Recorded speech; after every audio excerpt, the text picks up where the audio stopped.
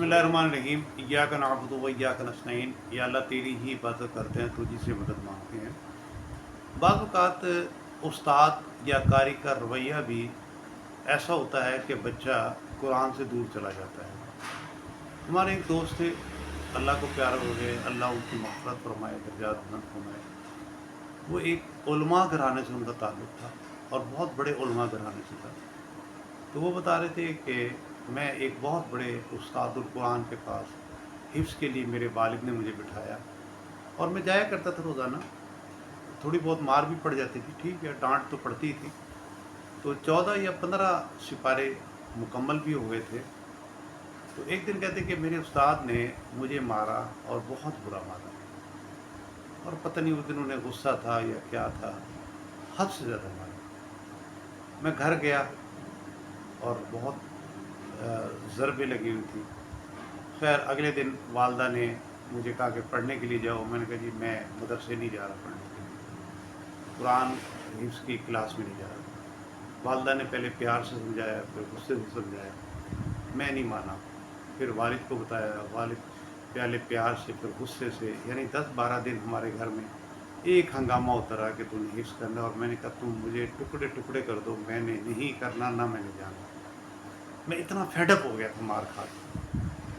आखिर 10-15 दिन में वालिदैन ने हथियार डाल दिए और मुझे मेरे ऊपर छोड़ दिया, तू जो पढ़ना चाहे। मैंने स्कूल पढ़ना शुरू कर दिया और उन साहब ने ट्रिपल MA किया, लायक तरीन थे, एक अखबार में बड़ी अच्छी पोस्ट पर थे और कई किताबें भी उन्होंने लिखी और कुछ मजहबी और कुछ शायरी की किताबें भी लिखी। लेकिन अब पता नहीं, मुझे तो जब वो मिले तो उस वक्त 50 साल क्रॉस कर चुके थे।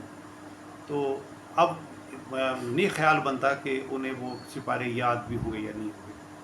और उन्होंने फिर जब जिस उम्र में 50-55 साल की उम्र में मेरे साथ उनकी दोस्ती थी, ताल्लुक़ था, तो उस वक्त तो वो नमाज भी मैंने उन्हें नहीं पढ़ते हुए देखा। पढ़ते होंगे लेकिन वो बाकायदगी के साथ, ना चेहरे पे दाढ़ी थी। तो अब एक सोचने वाली बात है कि एक बच्चा जो उलमा घराने से ताल्लुक़ रखता है, उसने 14-15 सिपारे भी हिफ्ज़ कर लिए हों और फिर एक सिर्फ बेतहाशा मार की वजह से वो वहाँ से बाकी कुरान पाक छोड़ के, और मेरा ख़्याल है उनको वो भी अच्छे तरीके से याद नहीं होंगे जितने उन्होंने याद किए थे।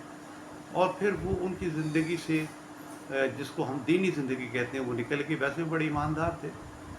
तो और ना ही उन्होंने अपने किसी बच्चे को कोई आलिम वग़ैरह बनाया।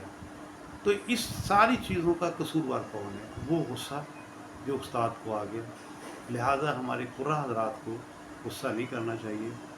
सहाबा जब कुरान पढ़ाते थे तो गुस्सा नहीं करते थे और हमारे अकाबरीन भी गुस्सा नहीं किया करते थे। और गुस्सा तो वैसे भी हराम है और आप सल्लल्लाहु अलैहि वसल्लम ने तो ज़्यादा से ज़्यादा 3 चप्पल से ज़्यादा एक वक्त में मारने से मना फरमाया है। और डंडे या पाइप और ज़ंजीर वग़ैरह से मारना ये तो ज़ुल्म है। मौलाना हकीम अख्तर रहमतुल्लाह अलैह फरमाते थे कि कारी हज़रात ये ज़ुल्म ना करें छोटे बच्चों के साथ और मोहब्बत और प्यार से बढ़ाएँ। वाक़ई दावाना अल्हम्दुलिल्लाह।